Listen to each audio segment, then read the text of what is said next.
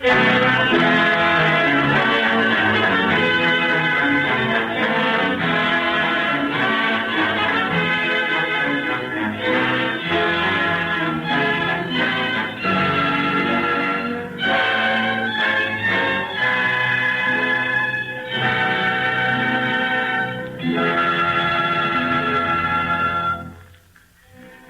and gentlemen, tonight you are invited to listen to a new radio program. It is a program conceived by the people who furnish the wires that take this program and every other program to all parts of America and to all of you listeners overseas. We are the people. There are 275,000 of us, of your telephone company and the associated companies covering the rest of the country in the Bell system. It is our job to transmit the human voice clearly, faithfully, and quickly. To let you talk in person to anybody, anywhere, at any time. Would you like to hear somebody pick up the telephone here in New York, see how quickly and clearly he gets his number, and to listen into the conversation? You know, every night there are a lot of interesting people from all parts of the country in New York. A number of them are in the studio now to hear our first broadcast. Let's ask one of them to make a telephone call. There's a gentleman from Indiana here. His name is Paul V. McNutt. And he's the first gentleman of Indiana because he's the governor of that state. Governor McNutt, is there anyone you would like to call? I'd like to call Indianapolis to see how my family is. Well, go right ahead, Governor. Just pick up this phone here and give the operator your number. Operator. I want to call Indianapolis. Riley 7441. Riley 7441. What is your number, please? El Dorado 5800. Hold the line, please. Indianapolis. Indianapolis. Riley 7441.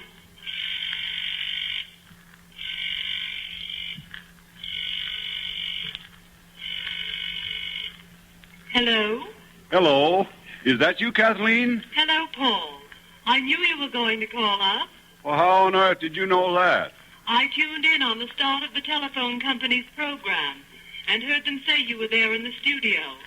In fact, I can hear our conversation right now on the radio in the living room. Isn't it odd? It is rather unusual. I just wanted to tell you, things went very well here today, and I think I'll be home tomorrow.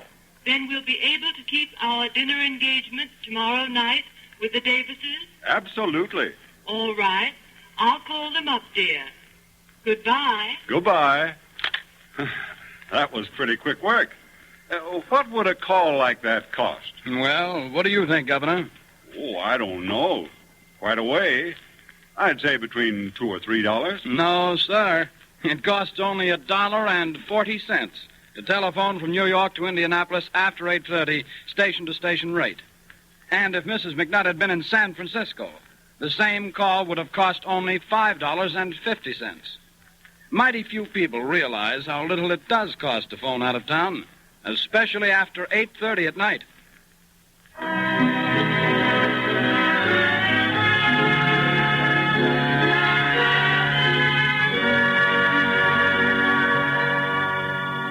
Across country, across town, the telephone keeps abreast of the faster pace of life today. Take its social use, for example. We have another visitor here in the studio, Emily Post, author of the Book of Etiquette and foremost authority on good taste. What about making social engagements, issuing and accepting invitations by telephone? Is that good form, Mrs. Post? Most decidedly it is. It's courteous to be prompt, and there isn't anything more direct than the telephone. Well, isn't it rather unusual to acknowledge an invitation to a formal dinner by telephone? Not at all. It's quite proper nowadays. You noticed that Mrs. McNutt told the governor she would confirm their dinner engagement by phone. You see, the telephone is such a personal, intimate means of communication. And what's more, having a telephone has made it possible for many a girl and many a young man to be included, where someone without a telephone is left out. Now, if you were giving a dinner, Mrs. Post, just how would you extend the invitation over the telephone? I'd call up one of my friends, whether in the city or the suburbs, and after exchanging greetings, I'd say, Helen, I'm having a few friends in for dinner at 7:30 next Friday night, and I'd like to have you and John join us. I do hope you can come. You see, an invitation by telephone is more than just intimate and direct. You get your acceptances or regrets then and there, instead of waiting for them to come straggling in. Well, I'm sure that a great many people all over the country will be interested to hear these things from you, Mrs. Post. Thank you for coming down this evening. It has been a pleasure.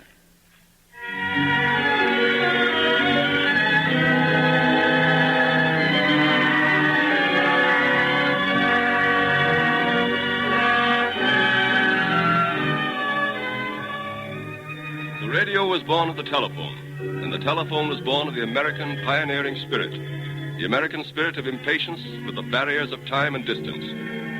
Ladies and gentlemen, tonight we are sending to you a radio program which we hope will mark a new milestone in American broadcasting. It's based upon the sense of pride and honest patriotism which each of us feels for the achievements of our country from the earliest times to the present day. As the world moves, 300 short years represent a small span in the history of civilization. But in these years, everything that we think of as American has been created, fought for, achieved. We call our program the Cavalcade of America, and in the simplest fashion at our command, we plan to tell you a group of stories each time that you honor us with your attention at this time. Stories which illustrate the stamina, courage, the vital, solid attributes of the American people. Stories that are American, through and through. Stories which we feel will reach the minds and hearts and pride of all Americans, young and old. A group of distinguished educators, officials of the American Historical Association, are sponsoring these programs in the sense that they have worked with us to achieve complete accuracy in every episode. They are men and women whose names attest the historical truth and value of all these high adventures in the making of a country. The Cavalcade of America.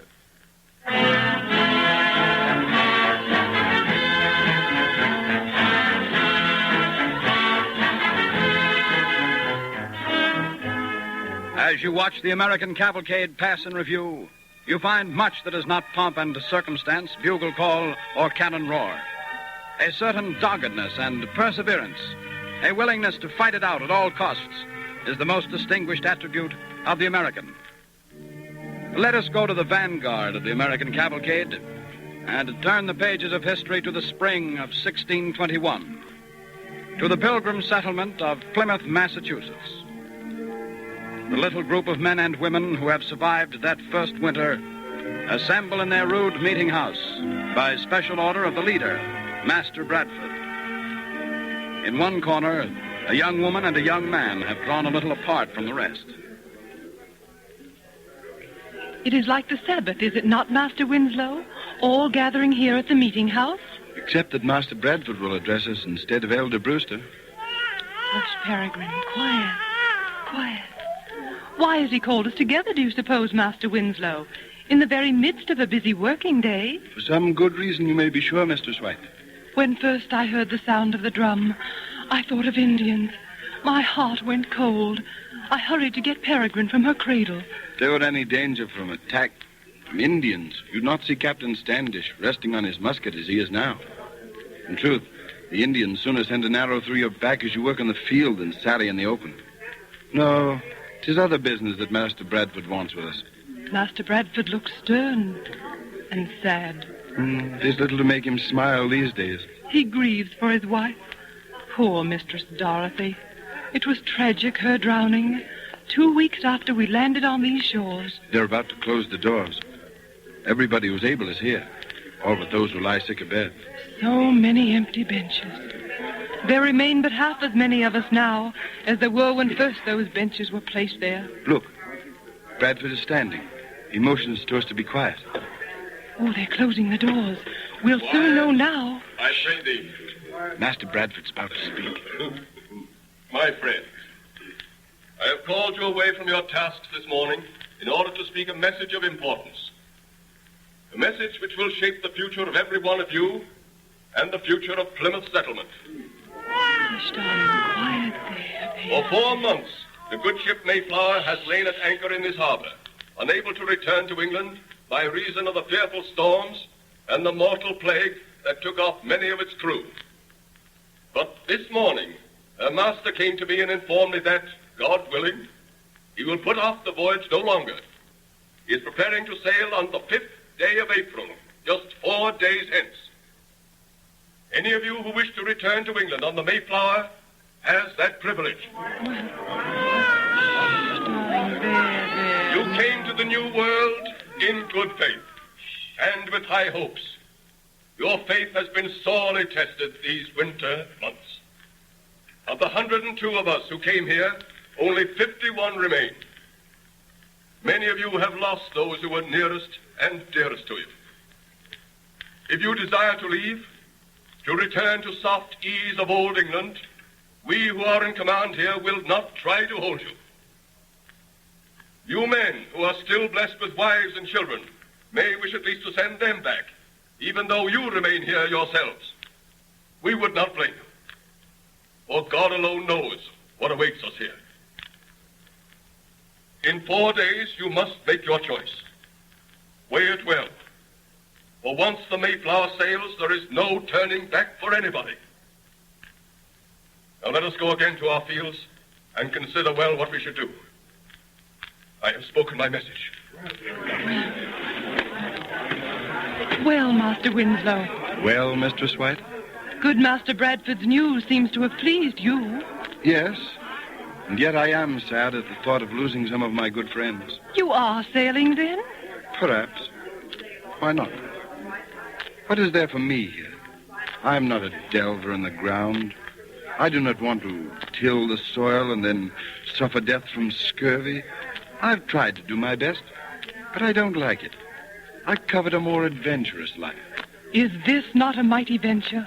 Are we not periled every moment by the savages? The Indians, a narrow in the back, forms lurking in the forest. They don't fight us in the open. They do not meet us like an honorable foe. No, this is not adventure. This is merely hardship in a rude wilderness. True, a wilderness. It is free, though. Free and honest and God-fearing. And one can pray here in the New World as one chooses. One has time to pray here in the long, dreary winters. Why do you stay here, Mistress White? What is there here for you? You have suffered much and buried your husband here. And born my child here, remember. The first child to be born after landing on these shores. Then for the sake of the child, you should return to England. This is no country in which to bring up a child, particularly a girl child. And why should you be so interested in me and my child, Master Winslow? Mistress White, I hate to leave you here in this wilderness. For many months now, I've thought of you.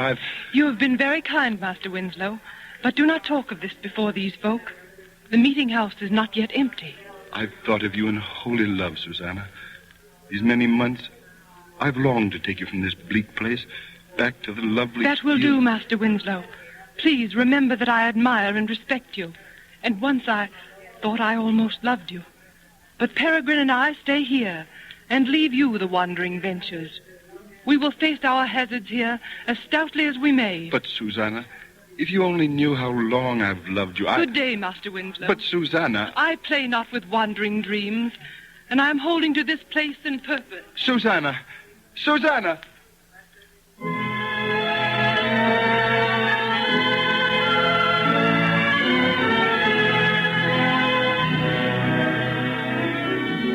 On the 5th day of April, 1621, the colonists of Plymouth again assembled.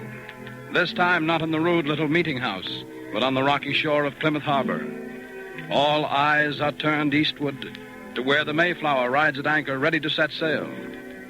On the shore, the captain, Thomas Jones, is bidding a last farewell to Governor Bradford.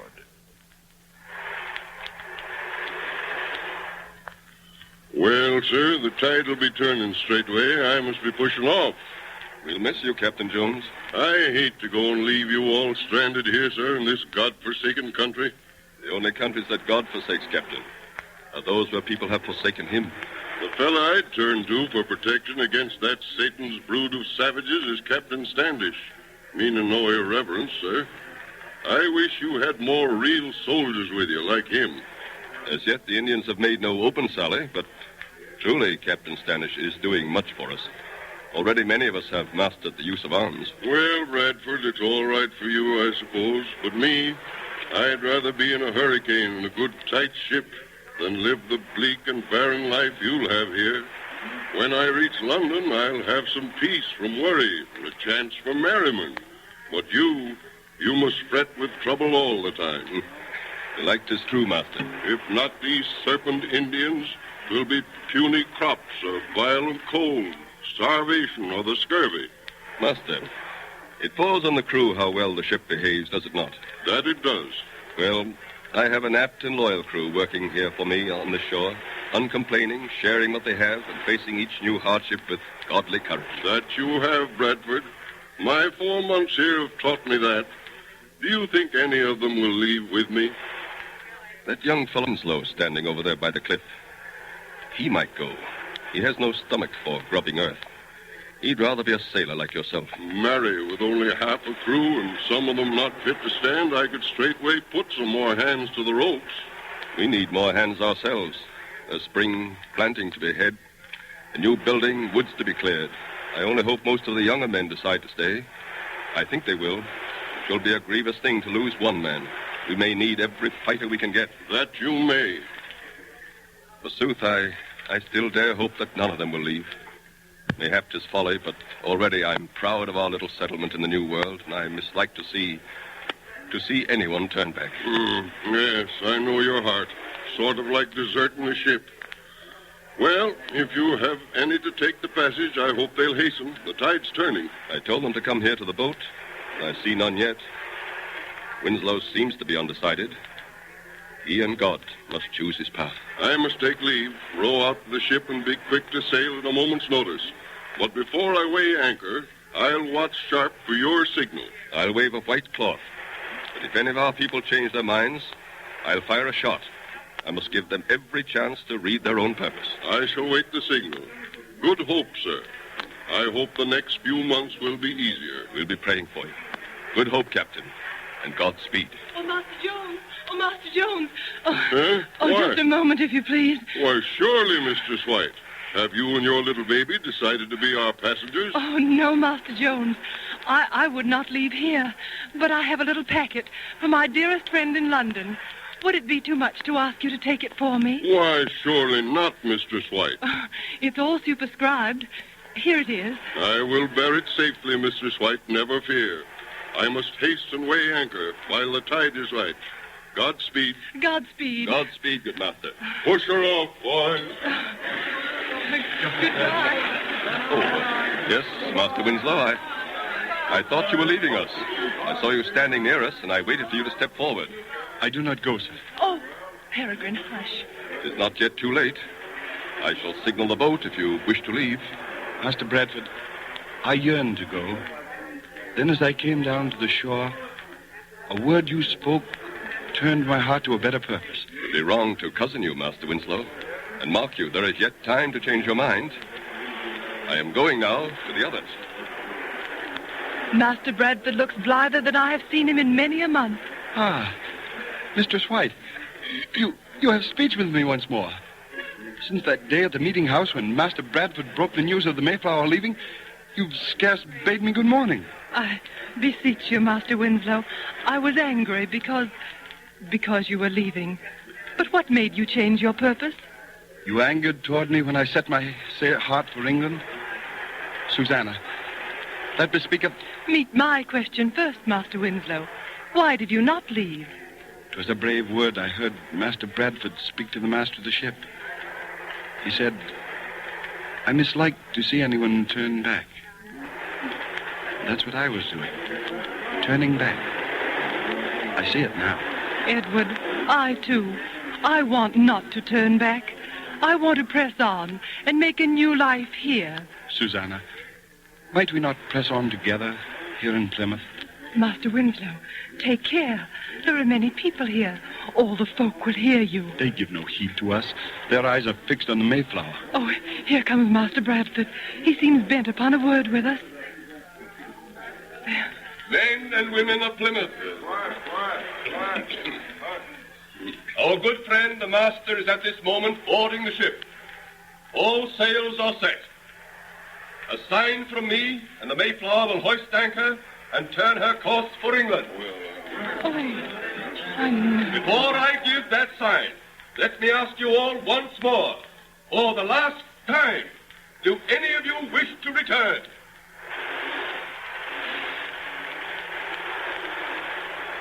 It is not too late to change your minds. One word. Your last chance, Edward. I have made my choice. Then I give the Mayflower a sign to sail. Oh, God. They're pulling up the anchor. I can see them. You're a gay sailor. You are, Master Jeremy Fuller. They're weighing anchor. They are not. They're hoisting it. I can see them. A whole line of men hauling on it. Children, hush. The ship is veering round now. The sails are filling. How white they gleam in the sun. Glad I am the sun is shining so fair today. The earth feels warm and rich at last. Look, the Mayflower gains its headway. Look, Peregrine. Look, baby. I wish she might stamp this morning on her memory. She's looking landward. She's right, too. Why look back when there's so much ahead? Would I could see what is ahead. All that we dreamed of when we came here. All that anyone could ask for. Work, good friends, the worship of God. And love? Yes, I think so. Now. Elder Brewster has read the burial service over many of our number, but the marriage service, never. We'll be the first. Look, the Mayflower's flag is dipping. And there goes the last salute. I'm glad. There's no turning back now.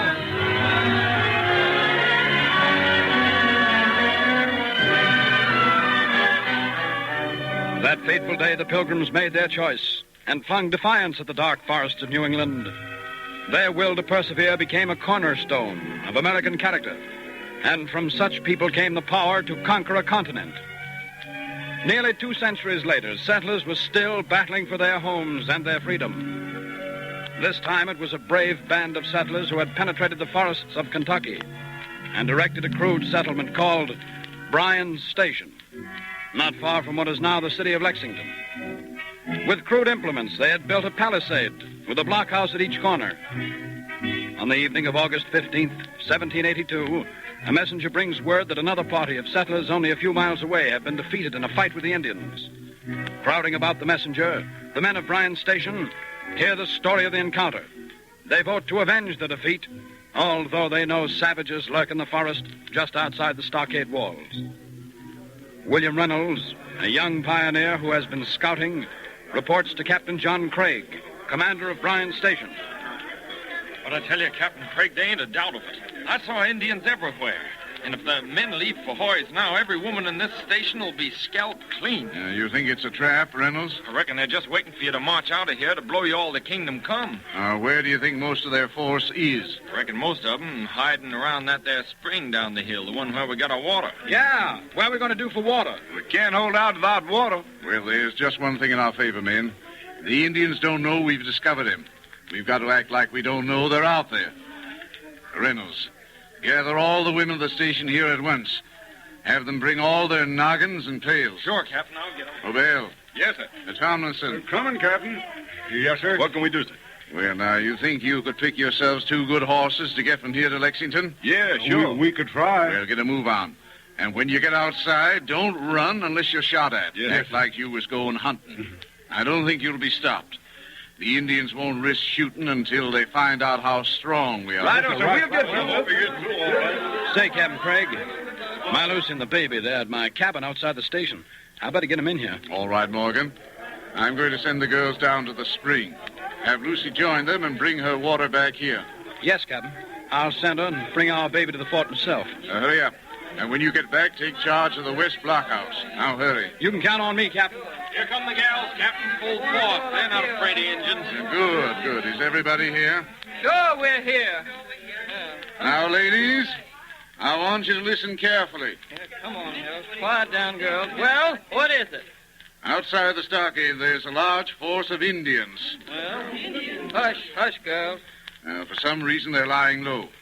I think they're waiting for us men to march on to Hoy's. Then they can get us from ambush. Now, we don't want them to know our strength. So we've got to stay here and pretend we don't know there's an Indian in the country. The longer we fool them, the better chance we have of being reinforced from Lexington.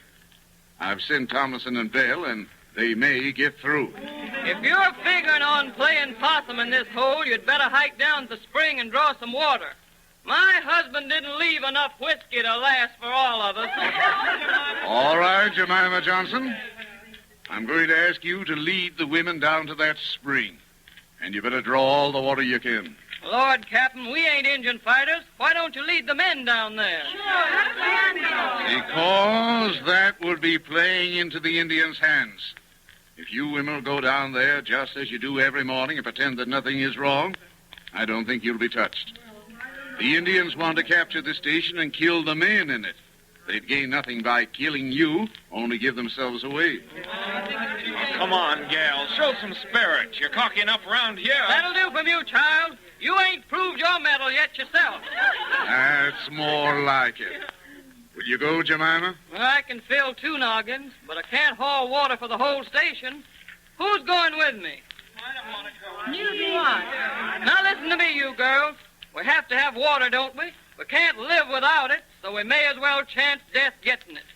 Sitting around here letting our men die of thirst is no way for us to act. Let the men do the shooting. We'll keep them in food and drink. Now, who's going with me? I've got a child. I don't want to leave my child. I won't go. I've got 6 children, and my husband is clear over to Richmond in the House of Burgesses. But I know what he'd say, and when he's here, he's boss of this station. He'd say, Jemima, life ain't no joke in the wilderness. But an American settler never turns back. That's what he'd say. I went for water yesterday, and I'm going today. And I'm going with Reverend Jones's blessing. Yes, Jemima Johnson, God's blessing will go with you. All right. Open that gate. And those who want to follow, pick up your pails. Come on. Who's going? I might as well all go. Well, come on. And they're all going, thank the Lord. We're going to need every drop we can get. Open the gate, Reynolds. Yes. Now, don't look frightened to death, you girls. We get water every morning. And the blessing of God Almighty, the Father, the Son, the Holy Ghost. You usually sing, girls, when you're going for water. Now act just the way you always do, so the Indians won't suspect we know they're out in the bushes. Come on now, sing. Our God, our help, Here comes Lucy Morgan. My, she's pale. James told me to come and help you carry water into the stockade. Oh, Lucy, ain't you scared? Yes, but we gotta make believe we ain't. I know. Let's talk loud. It's nice living outside the Palisade on a lovely morning like this. Oh, my baby. I hated to leave him even for a minute. Yes, must be fine to see the sunrise and everything. Oh, how could you do it? You may never see him again. I left James packing up. Oh. He's strapping the baby to his back. All right, girls, you bring your piggins and I'll dip for you. Come on now, we haven't got all day. Well, another one, Cole. Come on. Somebody get it. Don't spill I it. thought I saw something moving over there. Where? Over there. In the brush, the other side of the spring. Pretend not to notice. Okay. We must pretend. We must. Come on along, Lucy Morgan. Fill up them piggins. Don't look over there. It's all right. Well, that's a mighty pretty white hanky you're wearing, Lucy. Mighty pretty. Yes, it came all the way from Richmond. Likely enough, I won't get another for a long time. Well, lovely hankies don't mean much. James Morgan can't be mollycoddling you much in this country. He gave me this kerchief when we were married. Well, now, ain't that nice? Yeah. Come on, folks. Let's be getting back. Watch out now. No spilling. Let's go. Oh, Lucy, I saw something move. I think it was a gun barrel. What? Oh, I wish we'd hurry. If Jemima would stop singing, she'd be able to walk faster. Hurry. Quit pushing me. Oh, I'm spilling the water. Hurry. Oh, look, they're opening the gate.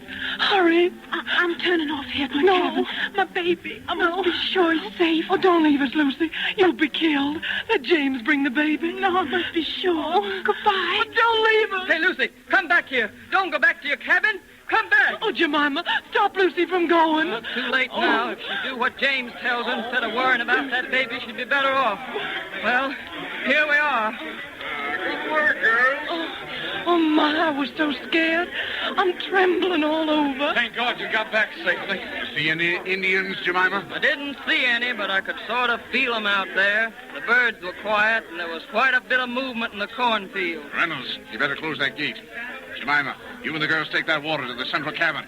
Then stand behind the men at the loopholes and help them reload. All right, Captain. Don't stand there shaking, girl. Come on, let's get to work. Oh, Jemima, did you see anything in the Morgans? They aren't in from their cabin yet. Lucy Morgan went to the spring with us. James told her to draw water and come back here, but she got scared about a baby and went back to her cabin. Oh, that's bad. I wish they'd hurry. We need everybody here. The Indians will attack those outside cabins first. I tried to stop her. Captain Craig! Engines! Engines! Hold your fire, Reynolds. They're too far away. Don't waste ammunition. They're down there by Morgan's cabin. I saw them. Every man to his station. And don't shoot unless you have a real target. Look, they're creeping up on Morgan's cabin. There's Morgan. He's making a run for it. He's running. He'll never make it. Look, he's got the baby strapped to his back. Where's Lucy? All right, boys. We'll cover his retreat with a volley. Let him have it. Come on, Morgan! Open the gate, Reynolds, quick. Thank God. Here, take the baby off my back, will you? Good work, Morgan. I thought we'd lost you. Reynolds, take that baby to Jemima. Get back here as fast as you can. Yeah? Where's your wife, Morgan? I left her under the cabin in that little cellar. There was no time. I thought she'd be safer there until dark. Won't they find her there? No, I don't think so. We were just about to make a break for it when I saw the Indians coming. I put Lucy in the cellar and moved a big piece of slab rock over it. Then the Indians broke down the door and found me there alone. I shot one of them and dropped my gun and I ran for it. Good work.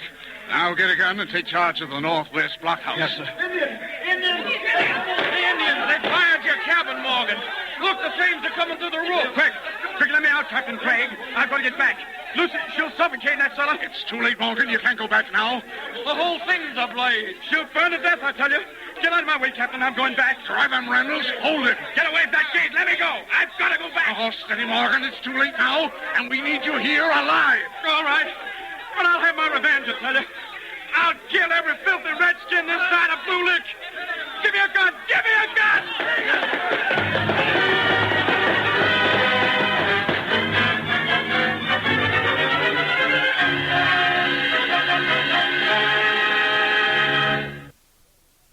And so the battle raged. The Indians attacking from the woods by the spring were fought back with desperate courage. Some of them even reached the stockade and threw burning torches out of the rough clapboard roofs of the cabins on the western side. For a while, as the blaze raged, the pioneers lost hope. Then a breeze blew across the settlement, blowing the sparks away from the walls, and the fire, finding no more fuel, gradually died out. Now and then, a flaming arrow fell on a roof of the settlement, but the boys of the garrison, lying on the inward-sloping roofs, plucked the arrows and threw them away before damage was done. At sunset, all firing stopped. A figure came out of the forest, bearing a white flag. It stood on a stump and hailed the station. Hey there in the station. Listen to me. It's Gertie. You know me? I'm Simon Gertie. I fought this army, and we represent the British government. I'm giving you one chance to surrender in the name of the British. If you don't, we'll blow you to pieces. We'll have 4 cannon here in the morning. You hear? We'll blow you to Kingdom Come. Yeah, we know you, Simon Gertie, you skunk of a white Injun. Sure, we know you. I got a cur dog I've named after you. Go ahead, bring up your cannon. We ain't wasting ammunition on you. We've switches, and we'll whip you out of here. We ain't white Injuns. We're real white. And when we settle, we stick. See?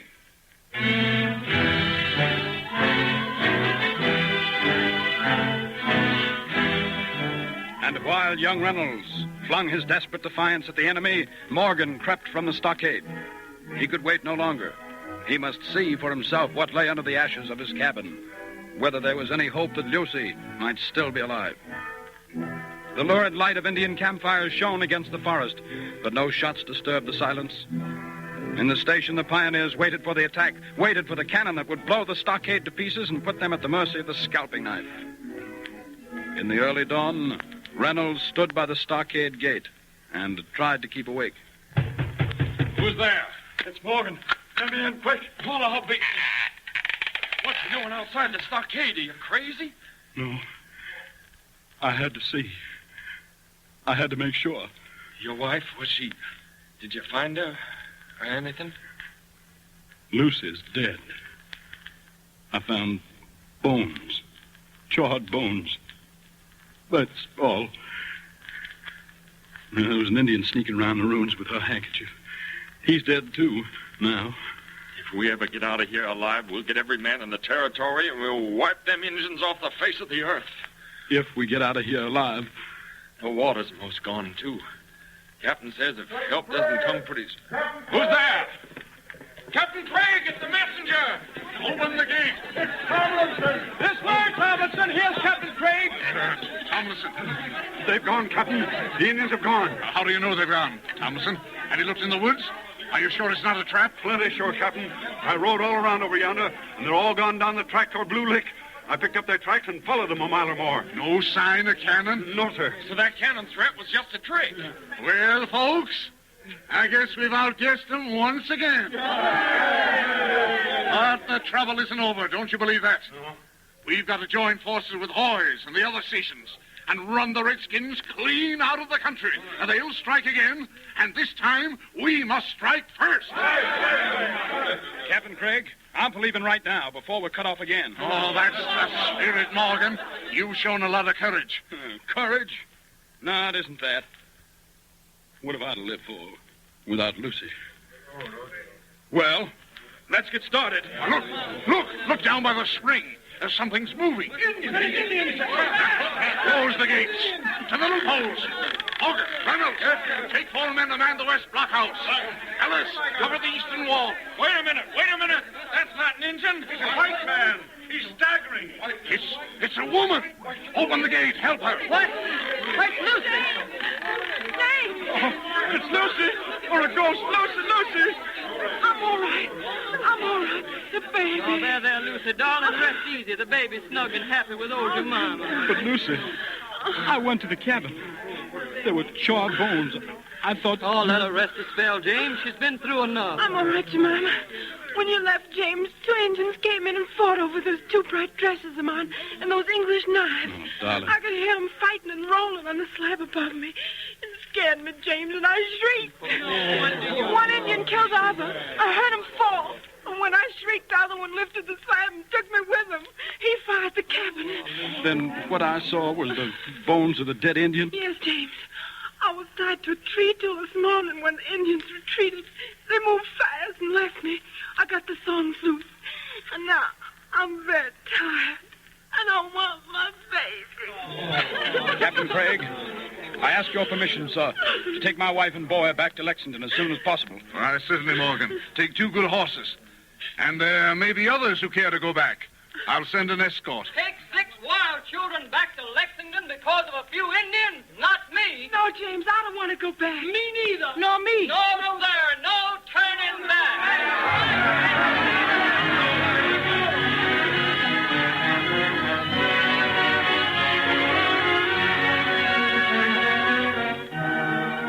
The courage of the pioneers of Bryan's Station and other forts along the frontier did much to win the Revolution and American freedom.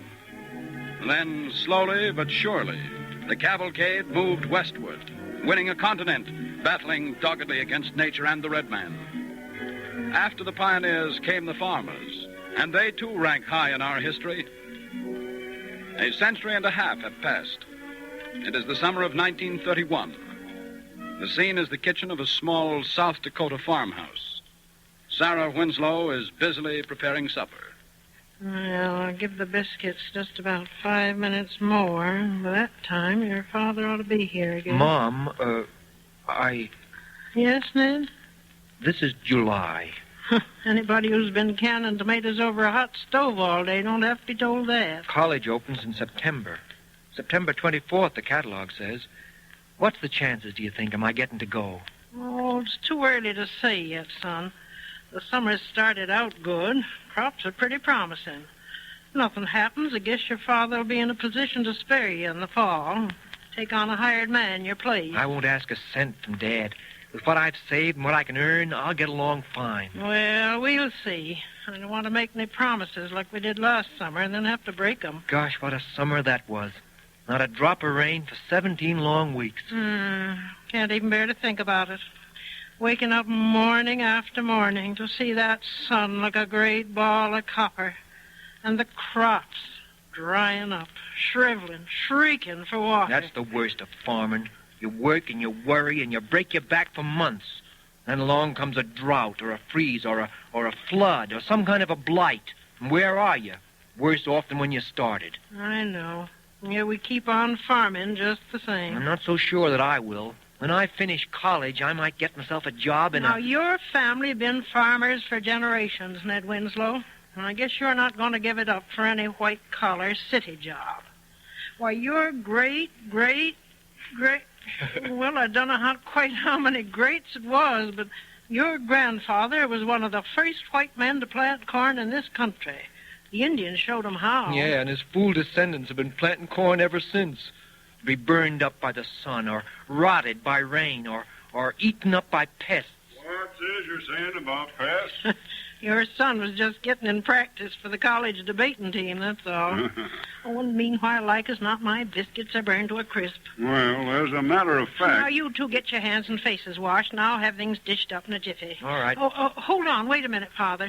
What's the matter? You got a couple of grasshoppers on your coat, see? Oh, don't brush them off in here. Go outside. I don't want the nasty things to start hopping around my kitchen. There's an awful lot of grasshoppers around lately, just in the last few days. Have you noticed? Yeah, I picked half a dozen of them off the cucumber vines this morning. They were eating the leaves as greedy as anything. Now, if they don't eat anything more valuable than your cucumber vines, we'll be lucky. You talk as if my cucumber vines didn't matter. Well, we don't depend on cucumbers for our living. My cucumber pickle's taken second prize at the state fair for 3 years now. And if it don't take first prize this year, Oh, there's one of those pesky creatures under the sink. What of it, Mom? They're harmless. No, not this variety. What do you mean, Dad? Well, these ain't the regular, ordinary variety of grasshoppers that you get every summer. They're a special breed. Yeah, they got a couple of stripes down their backs. I noticed that. An appetite that's never satisfied. An appetite for what? Anything, everything. Why, Chad Sunderland was telling me today they had the same thing in Colorado one summer, about 10 years ago. When they got through devouring the crops, they even ate the binder twine. Oh, Father, I can't believe it. Well, if you don't mind holding supper a few minutes, Mother, I'd like to put in a phone call. Everything will get cold. Couldn't it wait till after supper? No, I want to get hold of the county agent and ask him what to do about these grasshoppers. Well, is there anything you can do? Tad tells me they used poison for them in Colorado. Poison? Made some kind of a mash and mixed arsenic with it. Spread it around their field. Nice job for a hot July day. You dish things up and get started. I'll be right back. All right. Come on, son. See, you got cucumber pickle on the table, Mom. We always have cucumber pickles with cold ham. You may not next season, according to Dad. With these grasshoppers, I mean. Oh, I'll protect my cucumber vines. Don't you worry. I'll cover 'em over so the grasshoppers don't see 'em. It's the green color that attracts them. Yeah, the grasshoppers will probably all be gone in a little while, though. You know, Dad's an awful alarmist. Always expecting the worst. The worst has happened so many times. That's why.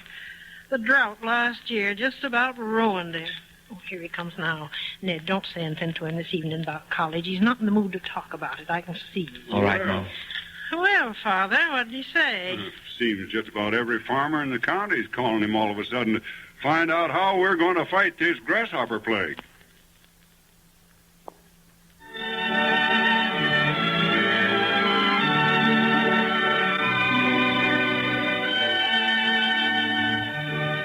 Weeks pass. A cloud of grasshoppers darkens the sun, and it settles over the fields, leaving them barren of crops and the farmers in desperate poverty. Finally, one hot August afternoon, we find Sarah in her kitchen. Hello, Jane. Hello, Sarah. I just dropped in for a second. We're on our way to the prayer meeting up in Jones Field. Are you going? Yes, just as soon as Edward and Ned get in. They've been working day and night, scattering poison mash. But there's so much ground to cover, and only the two of them to do it. How about your cucumber vines? Were you able to save them? My cucumber vines. Goodness me, didn't I tell you what happened to them? No. Last I heard, you was keeping them covered with dish towels. You won't believe it, but those grasshoppers ate the vines, dish towels, and all. Well, I can believe it. You heard about the experience the Lindstroms had, didn't you? What? You know, the Swedish family that leased the old Fuller farm. Yeah, what happened? They decided the best way to get rid of the grasshoppers was to send their turkeys out into the fields to eat them up. Yes? They figured they'd do two things at the same time. Clean out the grasshoppers and fatten up the turkeys. Oh. Well, I must say, the idea of eating a Thanksgiving turkey that's been stuffed with grasshoppers kind of takes my appetite away. I should say so. Well, when the turkeys came back home to roost that night, them grasshoppers had stripped them as bears if they'd been plucked in your own kitchen.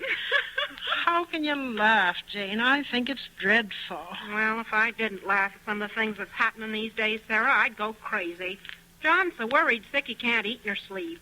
If something don't happen pretty soon, I don't know what we'll do. There's nothing we can do but go on. We can't quit. How does young Ned feel about it?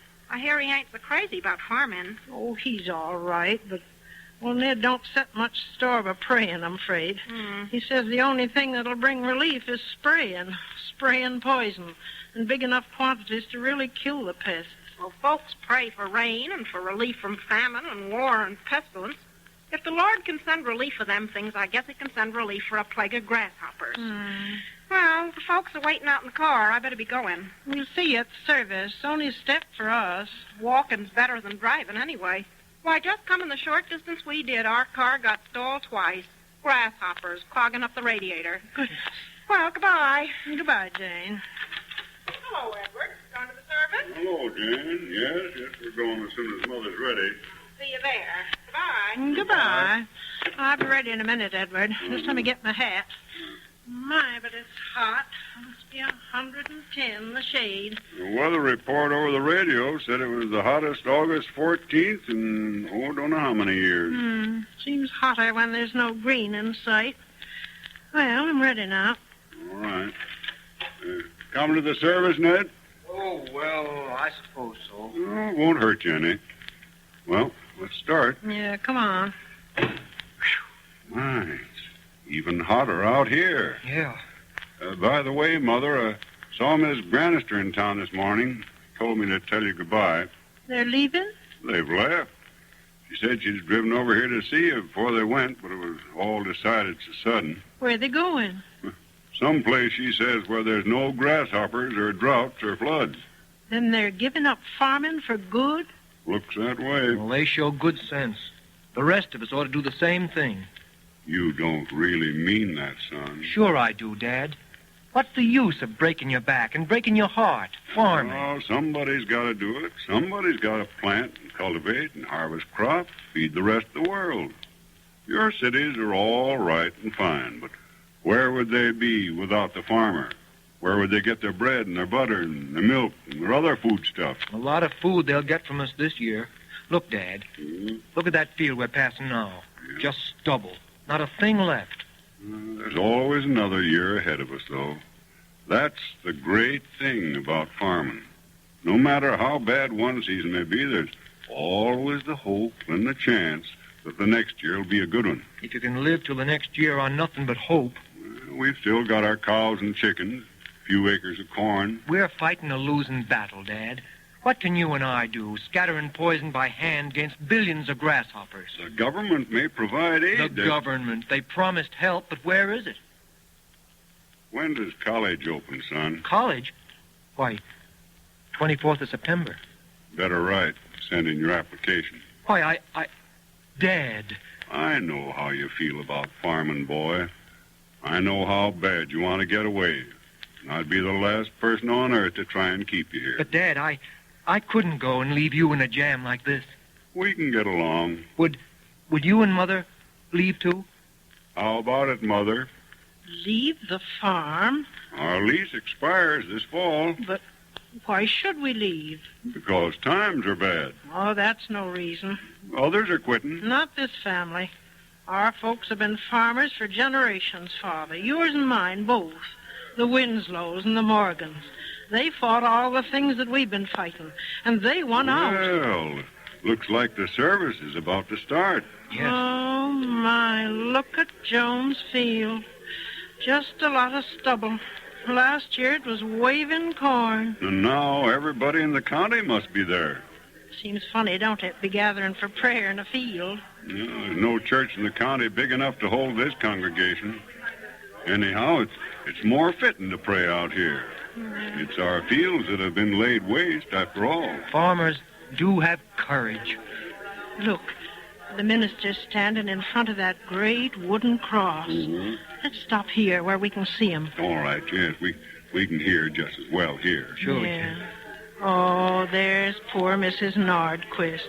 She's crying. Well, you can't blame her. She lost her whole crop, and she's only been out here 2 years. I must speak to her after the service. Maybe there's a little something we could do for her. Yes.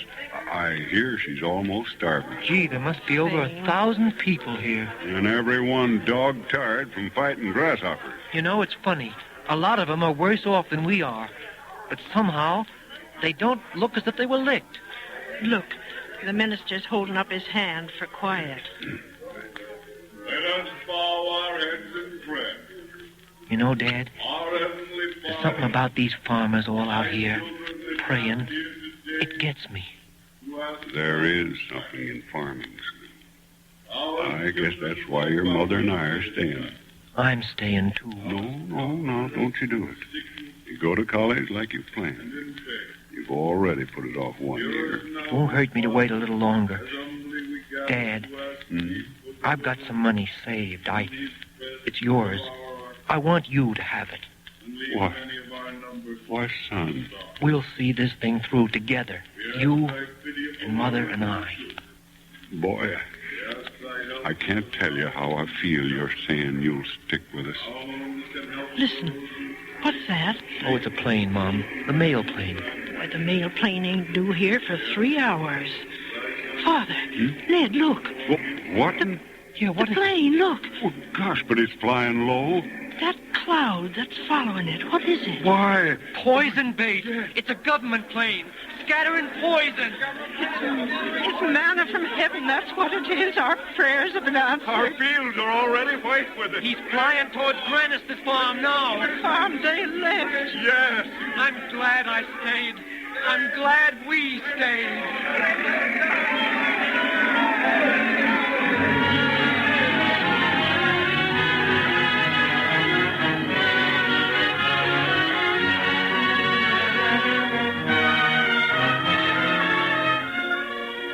Today, as it has been in all our country's history, we are called to face new and even greater problems with the courage and fearlessness of those who went before us in the Cavalcade of America.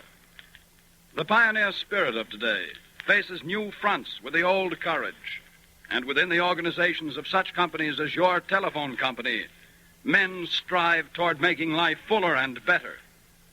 This urge to go forward, the determination to stick it out in the face of overwhelming odds, is the attribute which describes perhaps better than any other the life of one of America's great industrial pioneers, Theodore N. Vail, a man whose whole life was dedicated to making a dream come true, a dream that someday American men and women would talk clearly to each other across this continent. Mr. Vail pushed the long-distance telephone in every direction, in spite of opposition and the most appalling difficulties. With his great friend, General Carty, who solved his engineering difficulties, he welded the entire nation into a closer communion than had ever been thought possible. But still he was unsatisfied. He had been unable to get a really clear connection between San Francisco and New York. That is to say, clear enough to satisfy Mr. Vail. There are many legends about the actual opening of the transcontinental line. All telephone history is a little clouded in myths, but the version we like best is this. Time and again, Mr. Vail said, "Carty, your connection with the coast is still not good enough for the American people." And then one January night in 1915, while Mr. Vail, at that time president of the American Telephone and Telegraph Company, was at Jekyll Island off the Georgia coast, the telephone rang. Mr. Vail picked up the receiver. Hello, this is Vale speaking. Hello, Mr. Vale. This is Carty. Hello, Carty. Where are you? I'm talking from New York. Why, it sounds as if you were in the next room. You think the quality's good? Yes. But how are you getting along, Carty, in linking New York with San Francisco? We're coming along fine. Well, when you get as clear a connection between New York and San Francisco as you and I have now between New York and Georgia, I'll accept it. Well, then, Mr. Vale, it's already accepted. What do you mean, Carty? I mean that this conversation we're holding is not going direct from New York to Jekyll Island. It's going by way of Buffalo, Chicago, and Denver to San Francisco, and back through Kansas City, St. Louis, Cincinnati, and Atlanta to Jekyll Island.